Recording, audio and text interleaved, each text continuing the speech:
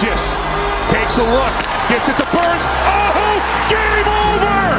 Sebastian Aho wins it in overtime!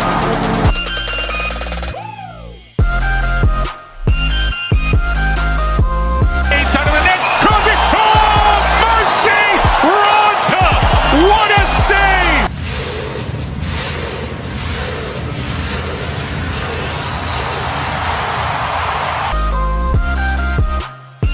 Hey, what is going on, everyone, and welcome to another episode of the SurgeCast, Season 3, Episode 32, presented by PrimeX Hockey, SeatGeek, and DraftKings. We are part of the Hockey Podcast Network. I'm Zach. I'm Bailey. I'm Kat.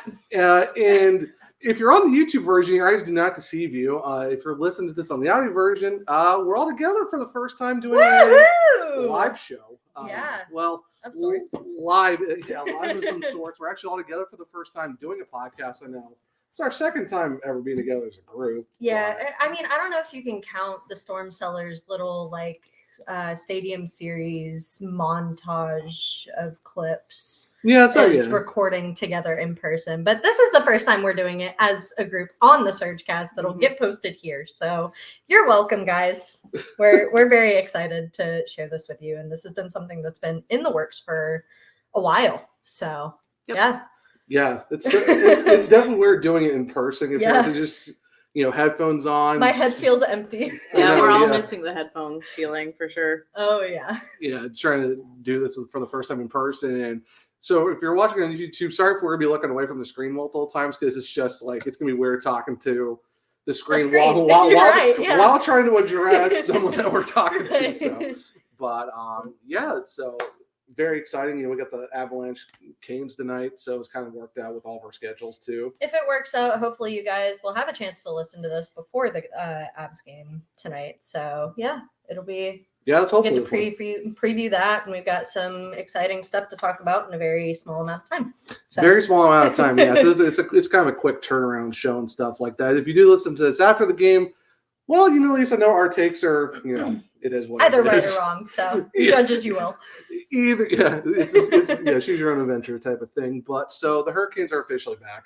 Yep. After the All-Star break, which felt like forever, honestly. I know it was 10 days, but I don't know. I had no idea what to do with my hands. Hockey was gone, and it was crazy. So basically a lot of reading, catch them on YouTube videos and just shows on Netflix and stuff that. And getting to bed at a reasonable hour. Yeah. Fortunately, we're not like the guys. We can't go and take little mini vacations during All-Star break. So I mean, especially when you're like chilling your face off with the Corona. I don't know about you guys, but I'm like Seth Jarvis. I don't drink, so it was a very chill week. Yeah, the sky's not blue. Okay. Yeah, as we're looking at the bar over there in the cider room, sure, bud. But so that. Gotta love Seth Jarvis, man. It's just that dude is such a vibe. Mm-hmm. He's just so great. I mean, we'll talk about it here in a sec too, but just what he's provided to the team too, just it is great in and of itself. But just as a person, he's provided so much personality for the team. He's absolutely the little 5-year-old that everybody needs to watch after. And I think it really helps.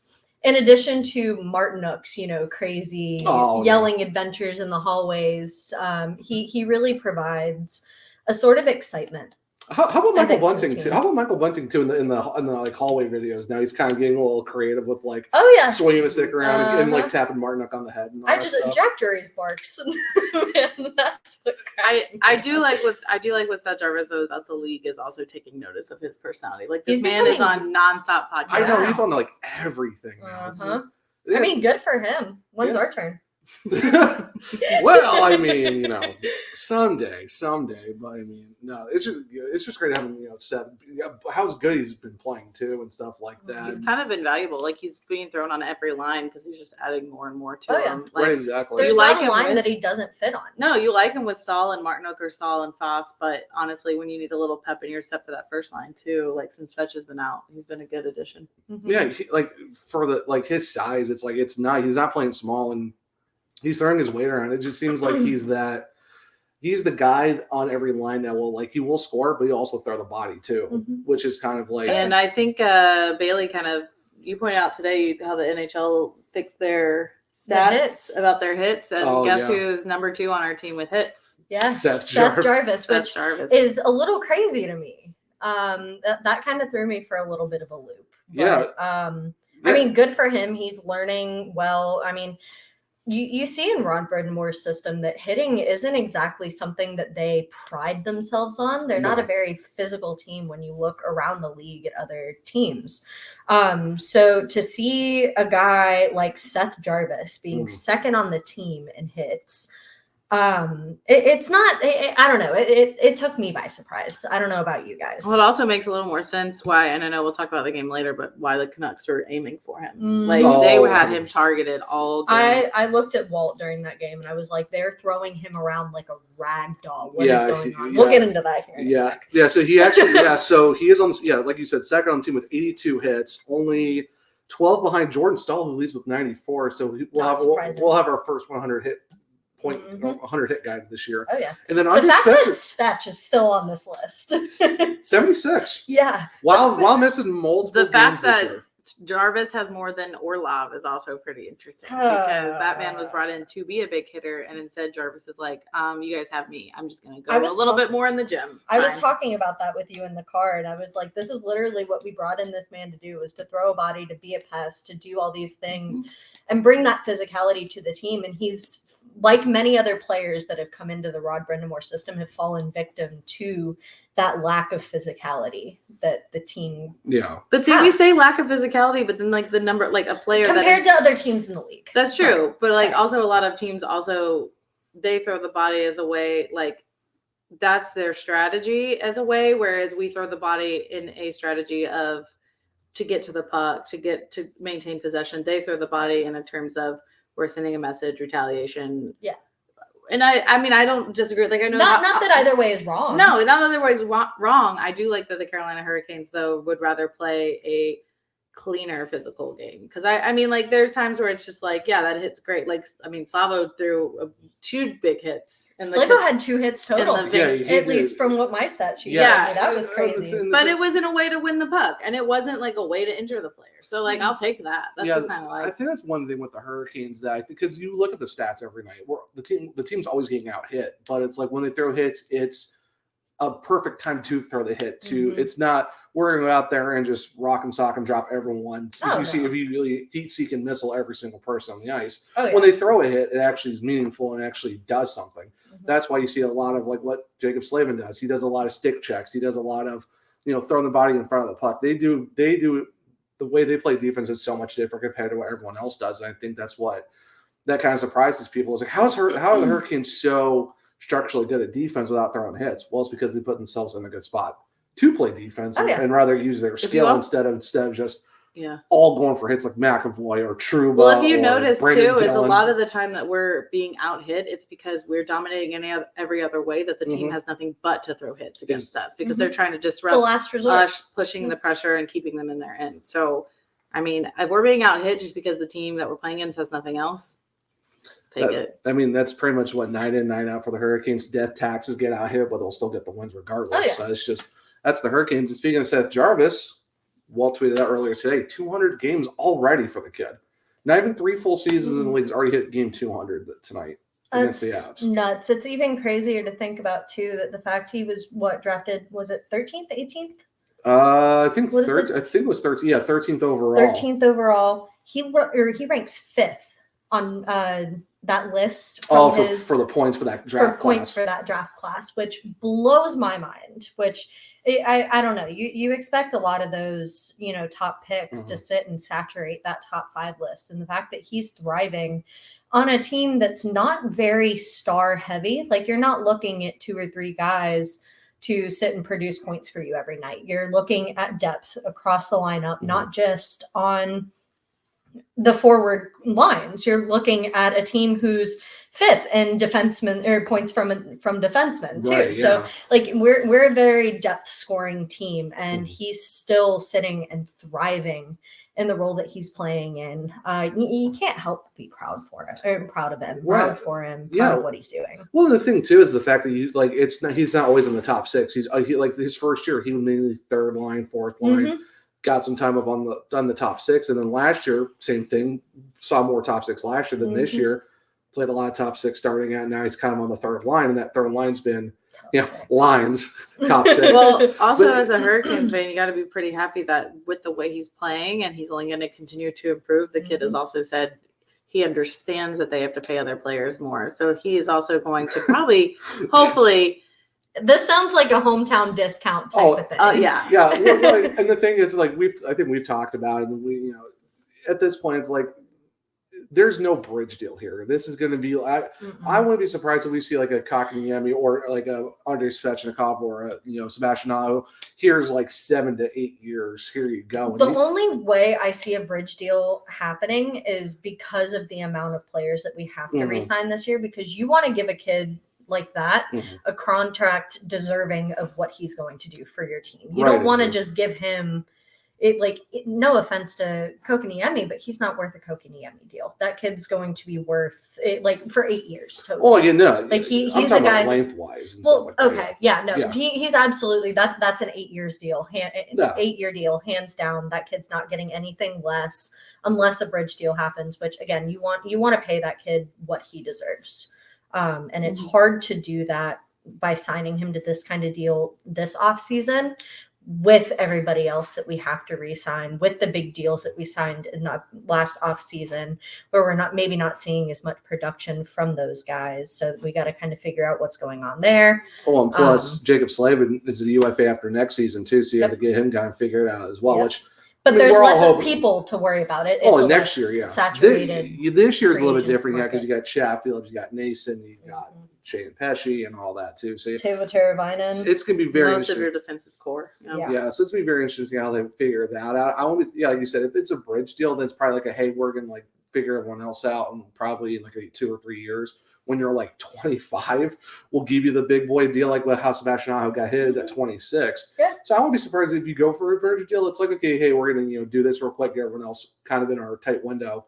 Then when you turn into like around where Sebastian's at, okay, here's your 8-year contract, you're a Hurricane for life. Absolutely. Or like we said, he's at the age where KK and Svech got their contracts. Here's your 7-8 years.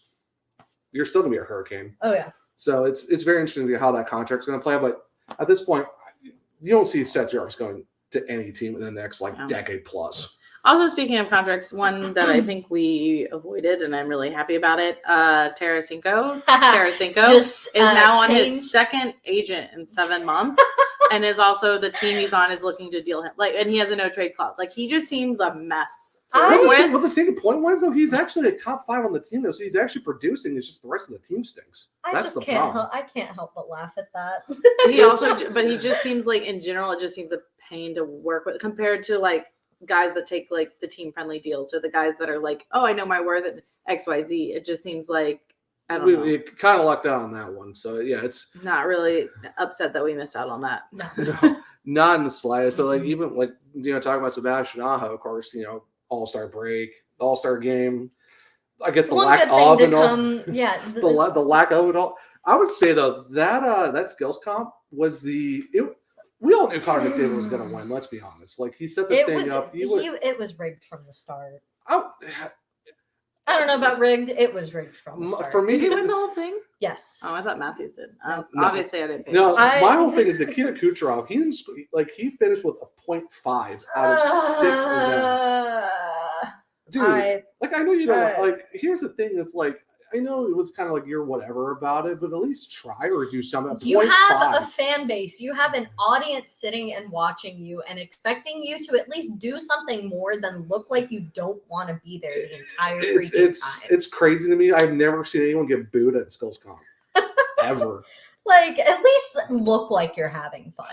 But like I said, he didn't score a whole point in 6 events. How do you finish with a 0.5? That's just bonkers to me. I don't know.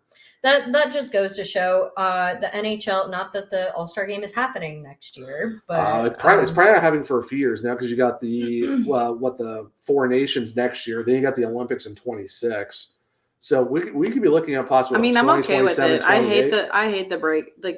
Yeah. The guys enjoy it, but I don't know. Just next All-Star game that happens, learn from your mistakes this time, because obviously, the All-Star break's been, or the All-Star event as a whole has been something that's been really, really heavily criticized by not only players but fans as well for being very poorly planned, very poor. I've heard this year it was a lot better in terms of organization. Well, I think in terms of how it was like the players were selected is always iffy. And like it's not like fans are making a big deal like their favorites aren't picked. Like they actually have Chip Alexander talked with Aho about it, and it says he was miffed about missing it because he said by not being selected, it cost him a shot at $1 million. He's not saying that he would have won, but he would have liked a chance to compete for it. You have guys like that who had to take away their vacation, went there. They got the draft or whatever on Thursday. That was a whole. We'll talk about that. They had the draft on Thursday, so they had to sit through that. And so then they're just there watching the rest of the people do the skills comp. And I'm sorry, how pissed would you be that you're like, I have to waste a day here. I don't get to be part of the skills comp. And you watch someone actually, if you think about like it. Kucherov not even try, and you're like, I could have been in that spot. Like I would have at least given an effort but they didn't even give him a chance. And then they play the game. He's out. They play the first game. His team loses. One and done. He plays maybe 7 to 10 minutes. You literally lost a whole week's vacation for 7 to 10 minutes. That's ridiculous. Yeah, he didn't do anything Thursday. Didn't do anything Saturday. It's just or Friday and however it basically was a joke from Thursday to that Saturday. Like he said, he played 10 minutes of hockey and was basically just sitting most of the time. It's crazy to think, but I want to know you got press and all that stuff too. But it was just like What we got out of it was his awesome fit. His suit was fire. The suit was amazing. The fit game was really something good. That his fiance, which let's talk about that. He has a fiance. A lot of people were which surprised. I learned from somebody on press row while I was up there on Tuesday that it happened over Christmas. Okay. Somebody interviewed him, talked to him about it, and he was like, "Yeah, it happened. Whatever." You learned it on press row, but I also am pretty sure Hannah just said it casually. No. I'm talking about everybody knew about the fiance thing. I'm saying like nobody knew when it happened. Oh, gotcha. No one even knew that he proposed to her until Hannah said it on the broadcast. Said it on the broadcast. The same time you were texting me and saying this is when she was, because everyone was like, when did it happen? Because Hannah just casually said it. She just dropped Hannah it. Hannah casually dropped it, but everybody, like my entire timeline was literally just, when did it happen? He finally proposed. When did he do it? It was over Christmas, guys. You're welcome. Some people didn't even know he even had a girlfriend, which was even kind of more funny. Really private about it, which I mean, more on him. Yeah, most of them are. Yeah, I mean, it's Sebastian, but no, it's just overall that whole like that all-star draft was an absolute joke. All-star draft was cool in concept. I want them to bring back the way that they used to do it. It's just because the mic, the way they did the mics just didn't work, because you can hear almost everyone. It was just so jank. Mm-hmm. Here's my thing. Michael Bublé being on shrooms was like the funniest thing to me too. Oh, how about the fact that Steve Dangle was on TMZ with the video of him at dinner with Bublé, and Bublé's like just eating bread. Oh my god! But that's funny. And here's my thing. You know what I would love for them to come? Like, I want them to ditch the divisions, because remember when we had the All-Star game here in Raleigh, and it was just it was two teams. Vaguely, my catfish was there. I was not. Right. So, but it was two. You know what? They need to go back to either East versus West or North America versus the world, like how they did in the 90s and 2000s. Cool. Yeah. Like, we need to get rid of this whole division thing, because it's just not working anymore. And we want everyone represented, but no, not everyone was represented. There was like the Canucks had like 6 guys. They had 5 guys. I mean, let's be honest. It wasn't everyone represented. It was like the top teams represented. You had like 4 guys, like 2 or 4 guys from the Avs, 2 or 4 guys from the Canucks. You had the Oilers. Like 5 or 6 guys there. That's insane. And like, the coach. The Leafs had like 4 guys. Yeah, the Leafs, the Lightning. Justin Bieber was happy about that. I'll give him that. Yeah, he did the crop. He did the crop. He cut out. I feel so bad for Nathan McKinnon though. Cut out Nathan McKinnon for Crosby. Yeah. It's just like I say, either needs to go back to East West or North America against the world, because the whole division thing is just not working anymore. Yep. And honestly, I'm not really upset that we're not going to have an All-Star game for the next couple of years at least, because at this point it's kind of like it's such a regional thing. This gives them an opportunity to sit and figure out exactly what needs to happen, figure out exactly how they're going to do it, what they're going to do, and how to include literally every single player that wants to be included. Well, I also feel like it needs clarification. Just like we say with some of the awards, it's like best defenseman, it's like best offensive defenseman, best defense. The All-Star thing, if you're going to tell me this is, I know, but if you're telling me the All-Star thing, you're like fastest skater, it's like, okay, but it's the fastest skater of the top players because their guys are on the league that are actually probably the faster skater. And they're not represented. No, of course not. At this point, it's just kind of. And if you don't want to send everyone, then be like, hey, have teams submit. Like, I don't know, it would be fun to have teams submit a player, like if it's for fastest skater. Not all the teams might not do this because they might not be like, oh yeah, we don't have anyone that would go for that. But if you're like, hey, submit your nomination for the fastest skater. And that would be really cool because then they could, even if they didn't want to take them all to an all-star thing, then you could have a like prelim of like, oh, that, and then see who the fastest skater. There's just so many ways to show off the different talents in it than just being like a McKinnon, a Matthews, and a McDavid show off. Like that, like that's what it kind of is. You don't get you guys like Oliver Bjorkstrand who already had like a place to go for vacation. He has to cancel to go up there, and it's just kind of like cool. Cancel to go up there, and then gets like picked almost last in the draft. Like that's so rude. Yeah, he's like, I could be somewhere warm with my family, and instead I feel like I'm back in middle school being drafted for something I don't want to be. Like I don't want to play dodgeball. Don't pick me. I think the only thing that was actually decently fun was probably the mascot thing, and that was on YouTube, and that was mainly it. Or I didn't see that. I would say the PHL. I didn't see much of the PWH. I don't think anyone really did, but I think the PWHL showcase was kind of fun. Even though on their YouTube side the audio was absolute trash. Over an hour long video, 43 minutes of no straight audio. Oh my! It was just all ice noises, and that was it. And here. So here's a real game experience, guys. Yeah, right, exactly. And before we, come after, post All-Star game, how about for the fact that they've announced the Winter Classic already for next year and possibly the Stadium Series? And the Stadium Series is potentially going to be in Columbus at the Shoe for Ohio State for the Blue Jackets. I don't know. It's not totally confirmed yet, but it's better than Chicago Blues. So I'll give them that.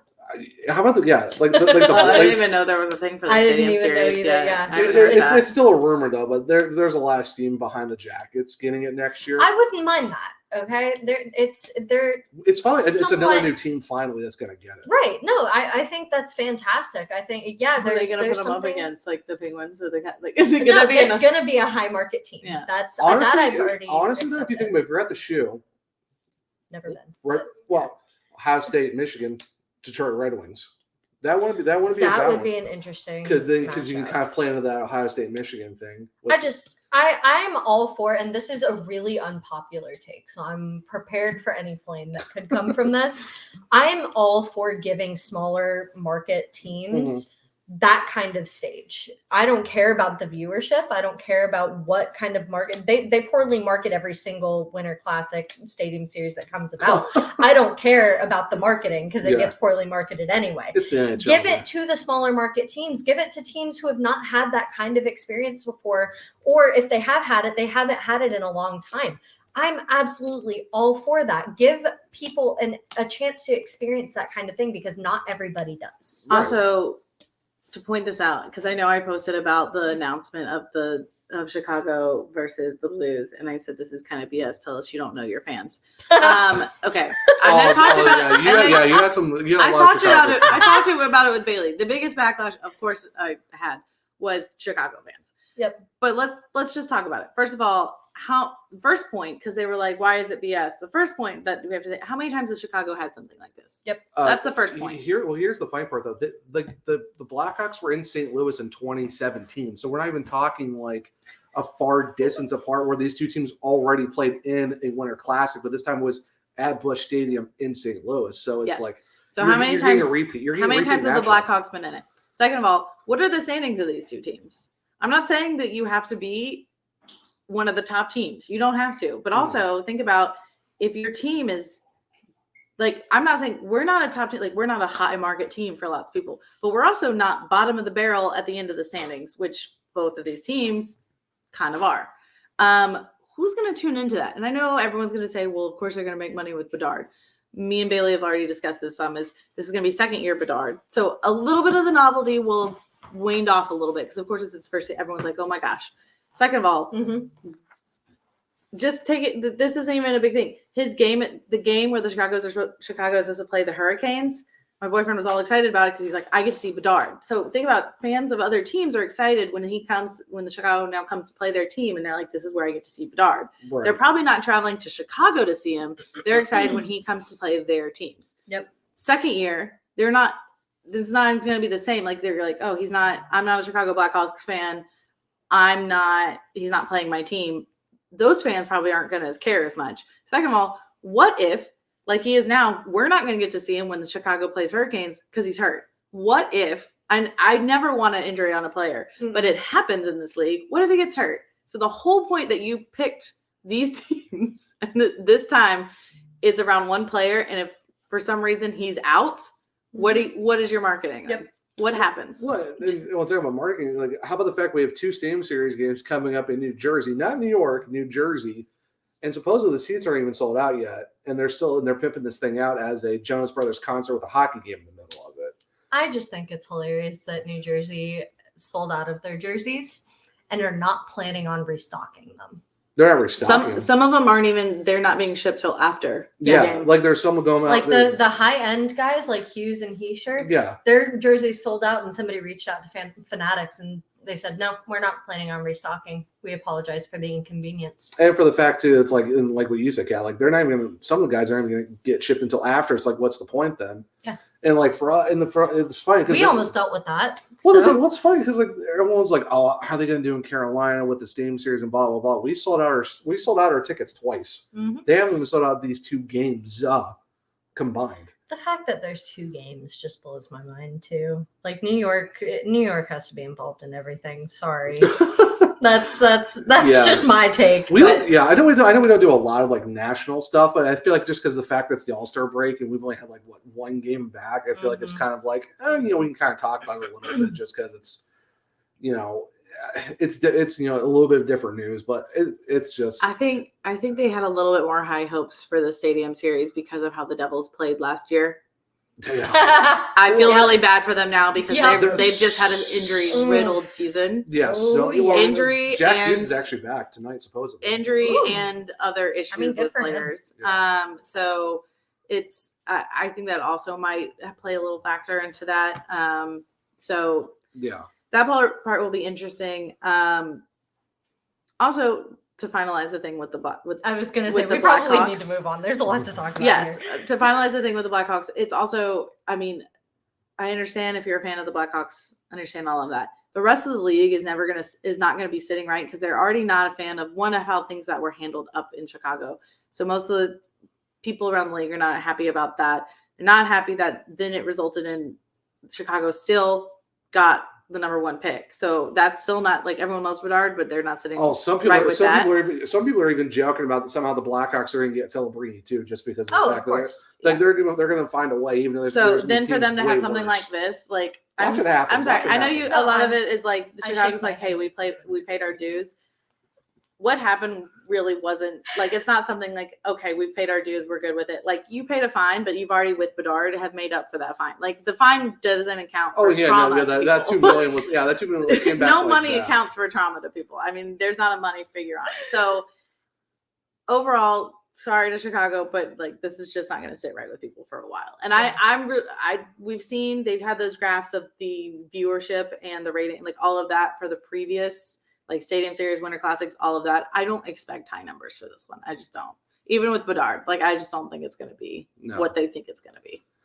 So one last thing. So how does everyone feel about the fact that we're getting the 4 nations next year and the fact that the NHL guys are actually going to be playing in the next 2 Olympics? Because they've been advocating for this for a long time now. Let's just preface this too and say everybody NHL-wise is going to have an opportunity aside from the people involved in the 2018 World Juniors team. So I know Steve Denny. I know the Steve not just the ones that are acute, like in general. The entire 2018 Canadian World Juniors team will be barred from both this World of Nations competition and the Olympics. Well, actually, so supposedly, from I think the Steve Denny podcast talked about the Olympics. They said that they have enough runway to where the guys like Makar and the guys who were basically not involved are still banned. They said there's an appeals process that's going to be involved where those guys who weren't charged are going to be able to probably find a way to get that ban lifted off of them. So a lot of people are already probably assuming that Makar and those guys who weren't involved might get a chance to appeal and still play in the Olympics. Absolutely. For nations, it might not happen, but they said Olympics might be a shot for those guys to get. World of Nations, I'm not supposedly. World of Nations, my heart's not broken if they don't compete. It sucks for them, absolutely. Four teams, and it's in Boston. So it's just there's a lot of talent. I don't know. There's a lot of talent missing out. I don't know. I'm on an in between because again, things happen. It's your teammates. I'm not going to say it's always innocent to proven guilty. I just being in a team scenario, like people, things happen. Like you might not be involved, you might not be a part of those groups, but it makes me really. I'm all about like you're a team. You work together as a team. So for the you'll know what's going on. Yeah. So for the Canes, I think some guys will talk about. There's a possibility it's probably going to be Slavin and probably Aho and Teravainen, or probably at least Aho and Slavin. Teravainen, I know Ronto was included in one of the potential projected lists. So we have like 3, maybe 4 guys, and that's out of the entire roster that might make these rosters. I mean, I would love to see more, but you know how they're going to, because Canada. There's only so many people. There's no Russian team. NHL teams. Yeah, you would love to see Seth make it and all that stuff, but I'm going to be surprised if somehow Seth Jarvis doesn't make it. And like Tavo and Aho, probably for sure they're going to make it. Mm-hmm. Slavin he's a slam dunk. Slavin's a shoe-in, yeah. Maybe Shea, possibly, maybe. I don't know. Because with McAvoy and honestly, Fox and all those guys, it's going to be tough. Different nations. I see Kokoniemi making it in before I see Shea making it in. That's just that'd be great if KK did make it, but I don't know. There's a lot of Finns in this league, so that's saying a lot to me.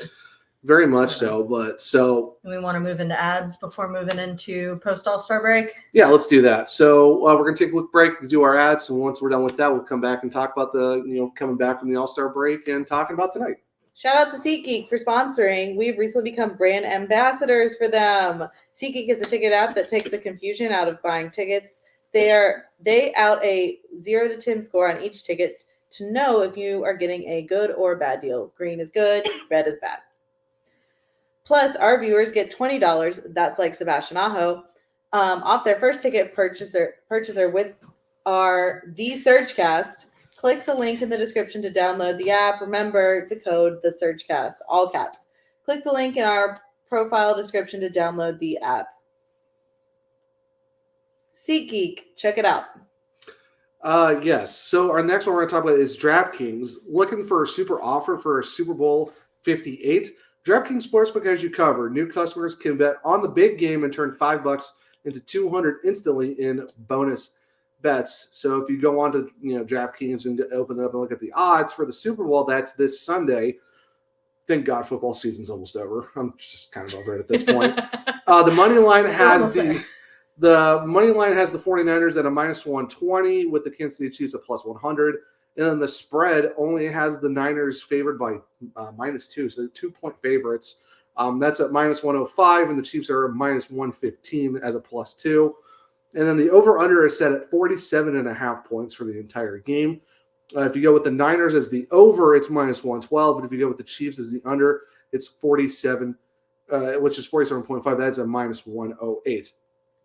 Download the DraftKings Sportsbook app now and use code THPN. New customers can bet $5 and to get $200 instantly in bonus bets.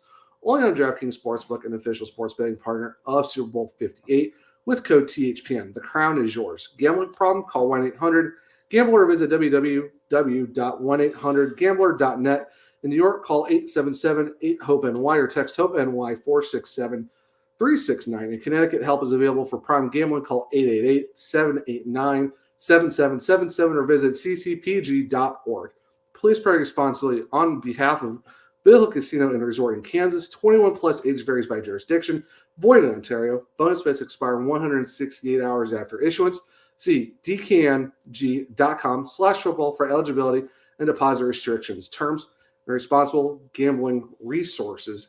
And Bailey, I think you have our last sponsor, which, funny enough, yesterday was our 2-year anniversary of them becoming our official sponsors of the podcast. Also, we got to see them promoted at the NC State UNC hockey game for the Carolina Classic. Showed up on the Jumbotron. Yeah. It's funny we're saving them best for last. I mean, when you're talking about over 100-something episodes in 2 years now officially as a sponsor, it's kind of crazy the fact that we're at like 2 years now. Yeah. In terms of being partnered with them. So yeah, why don't you talk about our amazing sponsors at Primo X Hockey. So Primo X Hockey, again, if you've been living under a rock and don't know who they are a wonderful Raleigh-based hockey shop.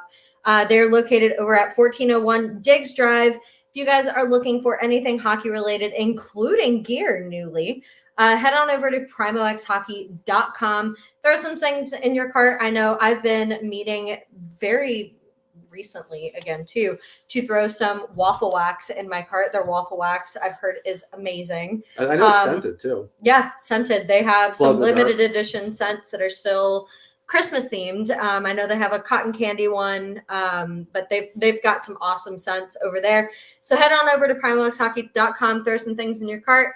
If you guys are interested in saving money, which I don't understand why you wouldn't be sure to hit code SurgeCast into that discount code section in your cart. Get 20% off of your order. Sebastian Aho. Some of those Sebastian Aho discounts are great. $20 off, 20% off. I mean, you really can't go wrong. Sebastian's a superstar. This code's a superstar. Correlation. There we go. Be sure to put code SurgeCast into that discount code box in your cart. Save 20% off your order. If online shopping is not your thing, completely understand. I don't blame you. If you are in the Raleigh area, be sure to head to their warehouse. Again, 1401 Diggs Drive. They have some amazing in-stock options over there. And if you are a skater and you have skates that need to be sharpened, I know I'm running into that issue and plan on taking mine as soon as I get back to the Springs. But if you are looking to get your skate sharpened, they do $5 skate sharpenings over there as well. I don't see why you wouldn't go and visit them if you're looking for that kind of thing. But again, be sure to head over to their warehouse. You're not going to get the discount code in person, but be sure to let them know we sent you. Tell them you are a fan of the SurgeCast, and who knows, maybe something good will happen to you there. But again, primoxhockey.com, OG sponsor of the podcast. We really appreciate their support. And without further ado, let's go back to the rest of the episode. And we are back. So we're finally back from the All-Star break like we talked about. The play the Vancouver Canucks on Tuesday night, and Elias Lindholm in his debut game for Jules is happy about it. Oh, 100%. Welcome to the Canucks, Elias Lindholm. And scores 2 goals in the process, too. Yeah. So, I mean, I think he got that little extra bump because now he's not stuck with the Flames. Now Andrei Kuzmenko even scored for the Flames, too. So, both guys who got in that trade both scored for their new teams. So. There's a lot of, I think, motivating factor there for Elias Lindholm, because not only is he playing in his debut game with his new team, he's also playing a former team that again he hasn't had a chance to play under Rod Brind'Amour, which sucks in its own right, but it's a barn that you want to show out, and you've got some fans booing you. So. Absolutely, and the funny thing, I feel bad for Jules because she was right though, because you think about it, it's not his fault that he wanted to leave and everything that happened at that time. It's just and the fact that people went after her too. It's it's probably not that serious. Well, also he might have mocked the Storm. It's a both way kind of thing. It's not a Hollow situation. And it's not like he suddenly came back and was acting like a fool to us. But there was a whole reason he mocked the Storm Surge. There's a reason. And so he's not a player I would boo. Honestly, of our former ones. Probably Holla and Cole. Cole was there. I would have rather booed Cole. Why didn't we not do that? We did. Well, not as much as we booed. We did. It's fine. A lot of people are like, I even forgot Ian Cole was on the because he's bouncing around teams. You don't know where he is. Who is he? Yeah. So unfortunately, it was a rusty game. It was a rusty game. I'll say this though too. A lot of people are trying to put that game on Kachekov, how he lost. It's it was a weird bounce. And it was his first start since January 11th. This dude was out for almost a month. Do I believe? Yes, he probably, if he goes back behind there, maybe he shouldn't have gone behind there. But it took a weird bounce too. But as soon as he doesn't get it, I do agree. He should have hustled to get back in net. I don't agree that he was but in general, I don't think there's a lot of hustle on our defense. And I'm blaming that rust and getting back from vacation vibes. It always takes me when I come back from a vacation, first day back at work, I'm struggling. Yeah. So there was a lack of urgency. They're one of the best teams in the league. Honestly, in the first period going into like half of the second, I kept looking at the score and I was very surprised we were tied. Yep. I felt like we were losing the whole game, which was not true. But the only thing about the goal, the third goal for them, is that it felt like we were just getting back into our groove and that we were having some really good chances for us to take the lead. So when that hit, honestly, that didn't slow our momentum. I think we still had some great pushes. Mm-hmm. It just sucked because once you're down, it's an uphill battle against a good team. Absolutely. Then. Yeah. Like you said, it's the Canucks. Like they're the best team in the league. So, and we're not saying that the Canes are a bad team either. They're up there as well, but it's really tough when you got the Canucks team who are like that, who are good. Great goaltending, great defense. That forward core alone is nasty. And you just add Elias Lindholm, who's known to score, of course. I think being on the Flames this year. When he wants to. Well, let's be honest.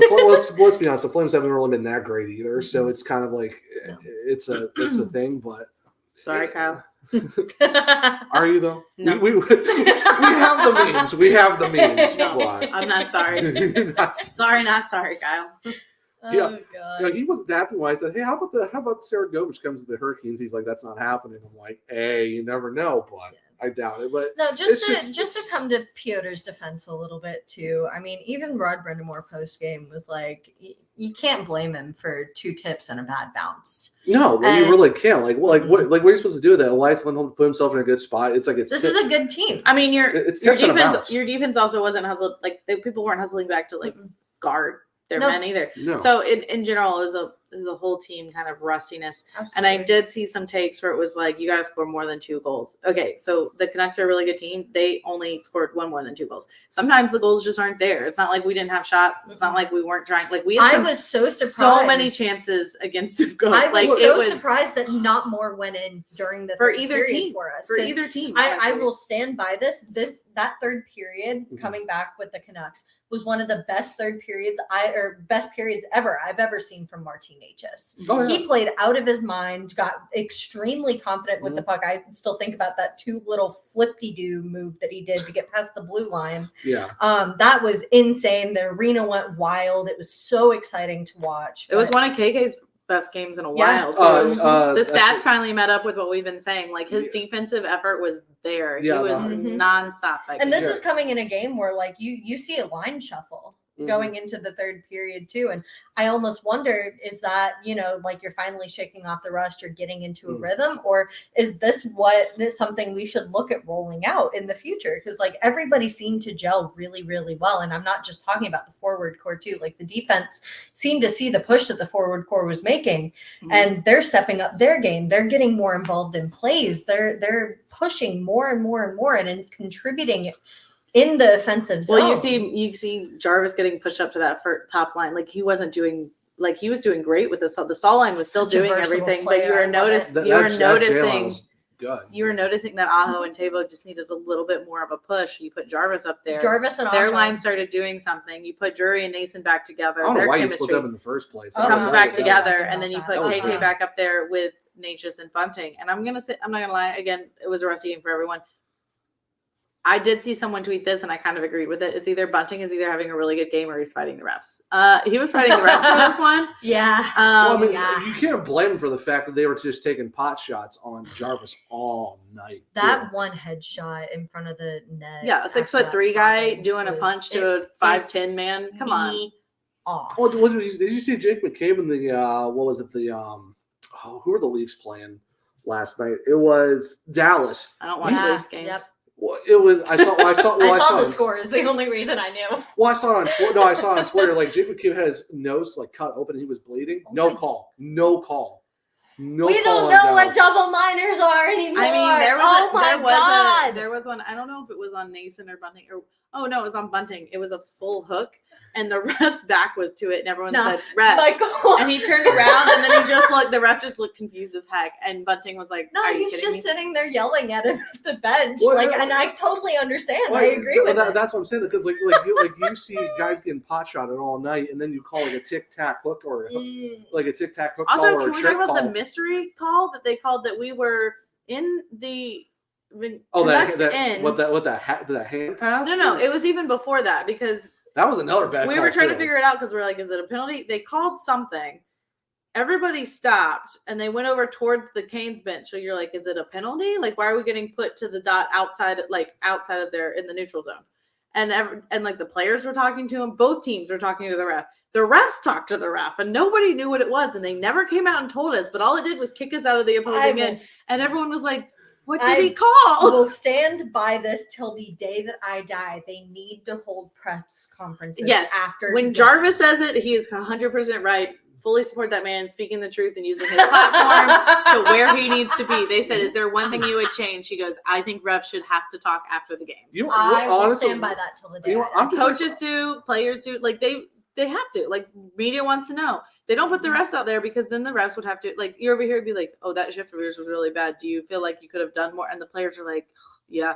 So you get to ask those same questions to the refs. Those refs would be like, "Yeah, can we just get Seth Jarvis to have his own podcast at this point? My God! But no, I told him all. You have to do something with that man. He has to have some platform. It's just that whole the reffing it's been a thing all season. But yeah, like there was a lot of missed calls the last the first couple of games back. But yeah, just Jarvis got no love at all in that game. Just getting absolutely hit the entire time. Like I said, you can't put that on Piotr. What are you supposed to do with a bad ricochet shot off the boards and 2 tips? I do love, though, after one of the hits to Jarvis, I think it was in the very beginning, they're going after Jarvis. It zooms into him on the bench, and we were laughing because he literally, it showed you could read his lips very easily.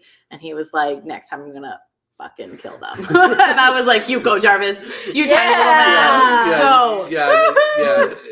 He also felt backup because he knows if anyone messes with him, really, he's got Mark Oakenstall right behind him. Yeah, pretty much. Yeah, Yep.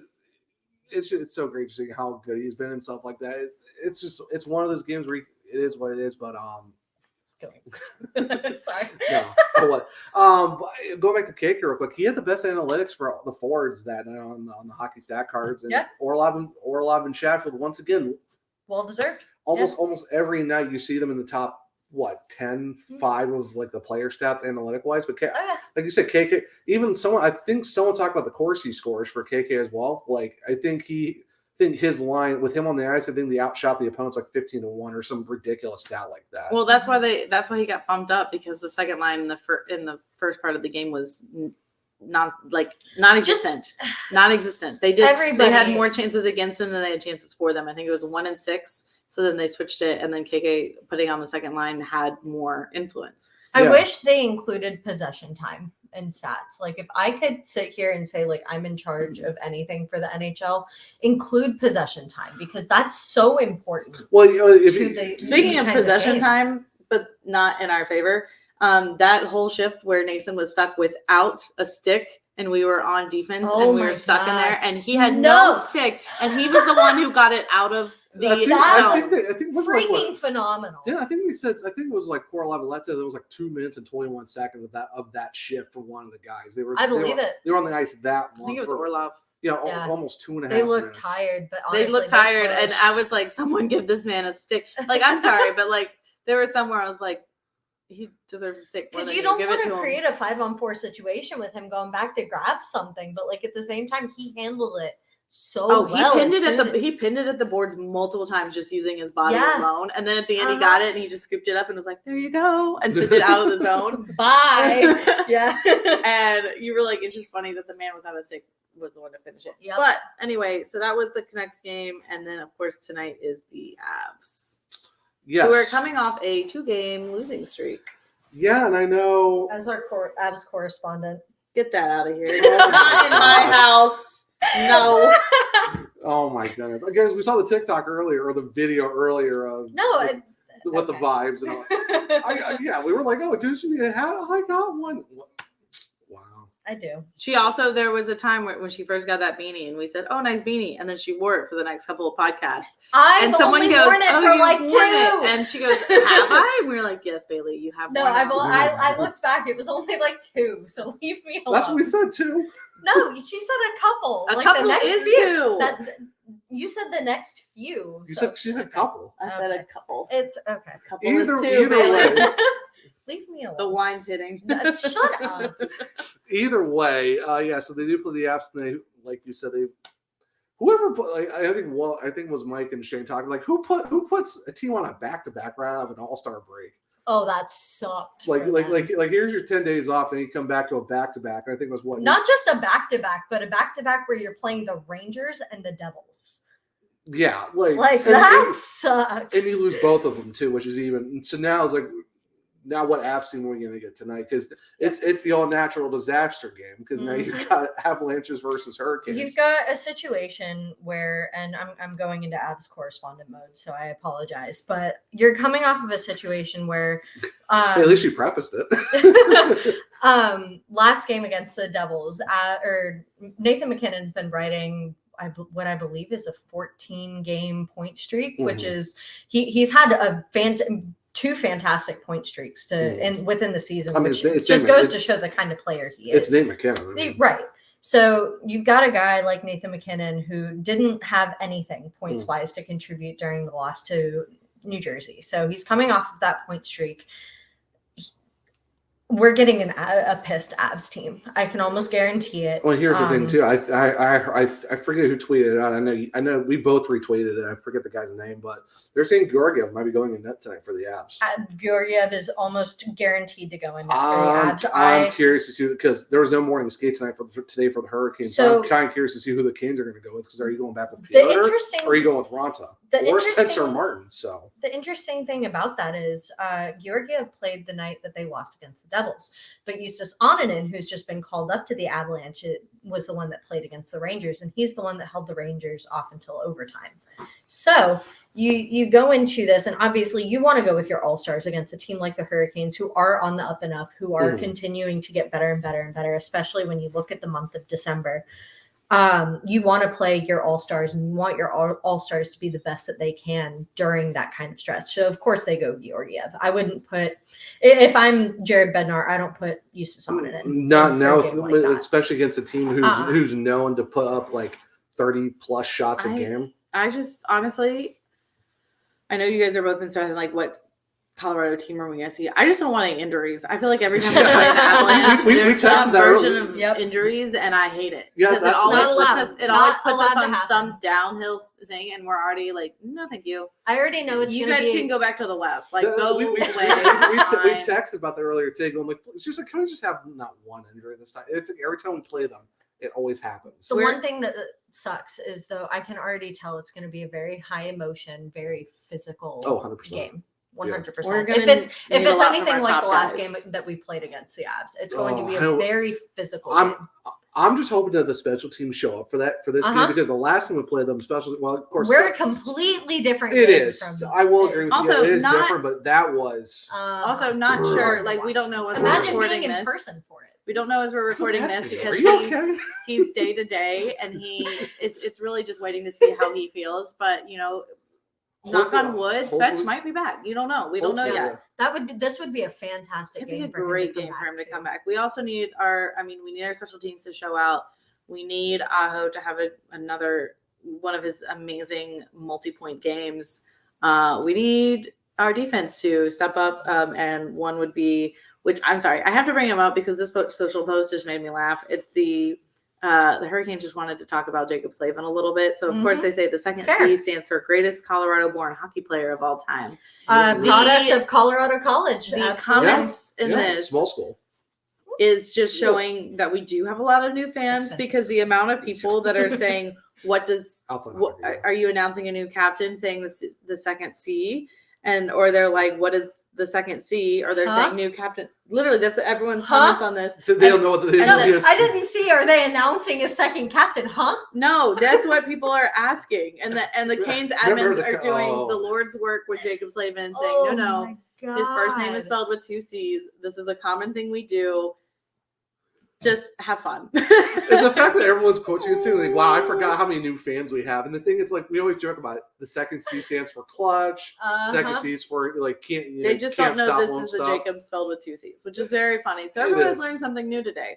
Well, I think Deb, one of the Debs, I forget which one, she posted a picture of, it was Jordan Stahl next to Justin Falk, and it had Jacob Slavin was at the press conference where they were both named captain, and I'm like, what a time that was as a Hurricanes fan, having co-captains. Right. what? I forgot about that until I saw that picture. I'm like, oh yeah, that was. It's like, oh yeah, that was a thing. I forgot who was the co-captain. Like the alternate captains on the road thing. Okay, that's one thing, but like having co-captains for home and road, I'm like, yeah, that was a time. That was a time. But it's gonna be a good game tonight, regardless. I'm just hoping that we're on the end of a win because we have 2 games in hand right now on the Rangers. It'd be kind of nice to get some points back to try to catch them. I would say at this point, it's like if we win the division, great. I'm more so scared about winning the Ding Cup at this point. Like, back to back division titles would be great, but it's like at this point, just give me a cup. Also, honestly, I mean, do you prefer to play a wild card or do you prefer to play? Because honestly, the wild card has kind of been dangerous the past couple of playoffs. I think as of right now, we would play the Flyers in the first round. Honestly, give it to me. I really want to be upset because that'd be a good matchup. The thing is, they have Sam Harrison. Who's their backup? Yeah, give me the Flyers, please. Yeah, because I'm okay with that. and we're not, no disrespect to the Flyers, because they were playing good hockey this year. Oh, absolutely. But, yeah, you gotta give it to Torts. He's managing that team very, very well this year. I've get a lot. I've already respected Torts for the most part, but I get a lot more respect from him this year just for the fact of how much crap he's given that one reporter on a daily basis on those interviews. Yep. But, I don't know. It'll be interesting to see what happens. To the point he can't do his job. I mean, we're near. We talked about being halfway through the season. We're nearing the end. I think we got 33 games left. 32, 33. Yeah, games something left? like that. Just a quick look at the standings compared to what we all guessed for the end. Mm-hmm. So Rangers on top, 51 points. Oh no, sorry, 67 points. Then us with 61. So the gap has widened a little bit, but we get 2 games. We do have 2 games.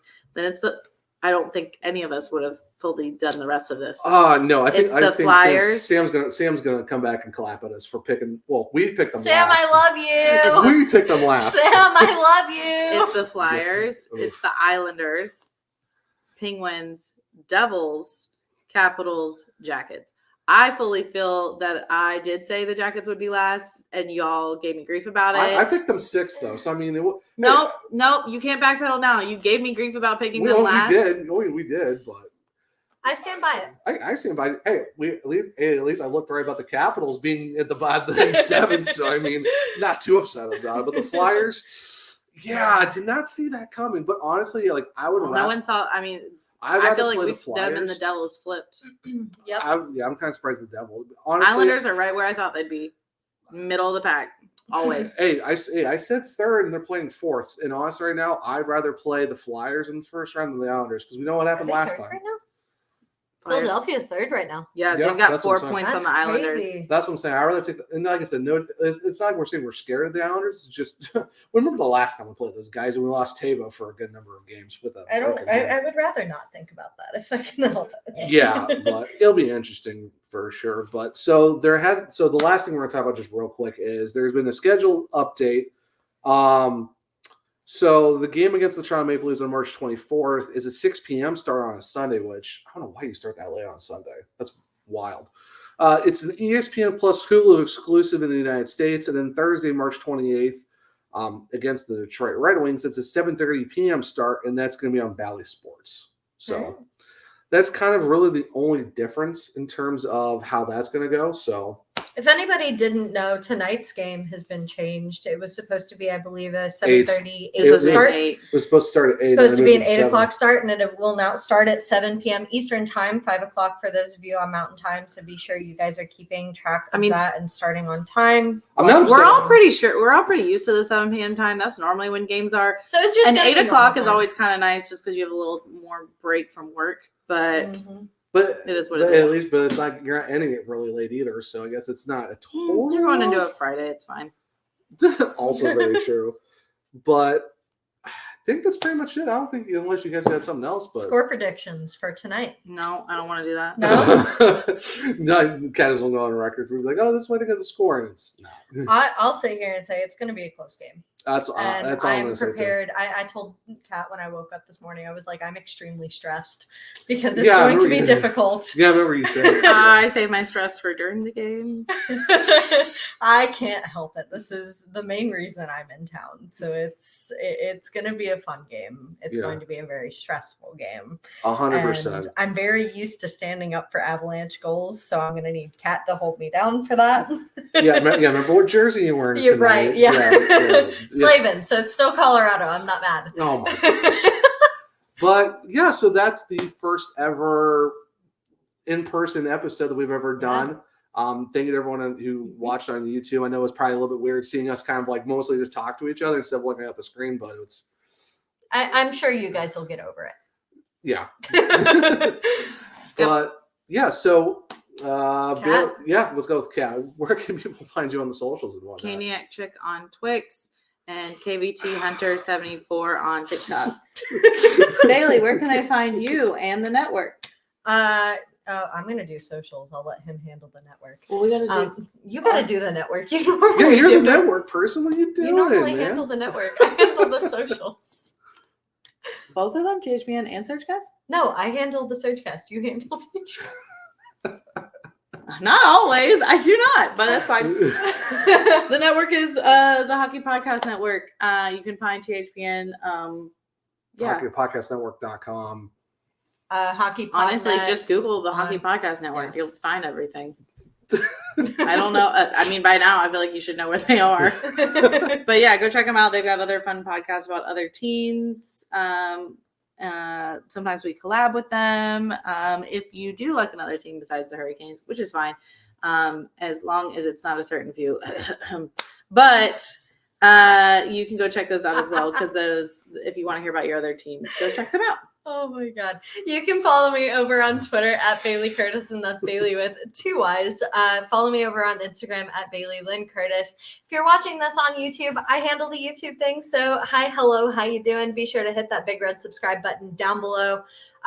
Hit a like or hit the like button. Leave us a comment. Let us know your score predictions, what you thought of the Canes' return so far, what you thought of pre-All-Star break versus post-All-Star break. We'd love to hear your thoughts. Be sure to hit that bell notification icon so you never miss an episode as well. If you're not a YouTube person, totally understand. Be sure to follow us over on Twitter and Instagram at the SurgeCast. There's a link tree in our bio where you can find where to follow all of us, as well as where to follow the podcast, as well as listening platforms. So if you're looking for anything on Spotify, Apple Podcasts, things of that sort, you can find us over there as well. As far as my stuff goes, sorry, I was about to throw it over to Zach. As far as where to find my stuff, I do cover the Colorado Eagles, the proud affiliate of the Colorado Avalanche, for the Calder Times. So if you're looking for any of my coverage, be sure again to follow my Twitter at Bailey Curtis for coverage over there. Zach, where can the people find you? Yeah, you can find me on X or Twitter at OneTrueZach. That's only True Zach. It's actually spelled out. It's not the number one itself. I was waiting for it. See, we know. I got you. We know. Zach R. Martin 22 on Instagram. You can find me over there as well. And if you want to find my writing, I cover the Hurricanes. He writes, guys. Guess what? He writes. He actually didn't preface an article during this episode. I'm proud. I know. I try. I try because I know every time I do, someone we're not naming names. Yeah, we'll have to say something about it. But yeah, you can check me out the Hockey Writers. Almost said Hockey News. I'm at the Hockey Writers. The Hockey Writers. He writes about hockey, guys. I also cover the Charlotte Checkers for the Calder Times. I'm still getting used to the Calder Times and not the other one. I personally, I don't mind it. It's actually pretty nice. It's nice. Not gonna lie about that. Rolls off the tongue. Yeah, but you can find me over there as well. I do have a link in my personal bio on Twitter where you can find my writing and also find the podcast as well. Because I mean, this is our hopefully our main jobs at some point. We're hopefully gonna get there at some point. Yeah, that's the dream. But I think that's pretty much it. And until next time for season 3, episode 33, all 3s for the next episode. I'm Zach. I'm Bailey. I'm Kat. And we'll see you here next time at the SurgeCast. Bye.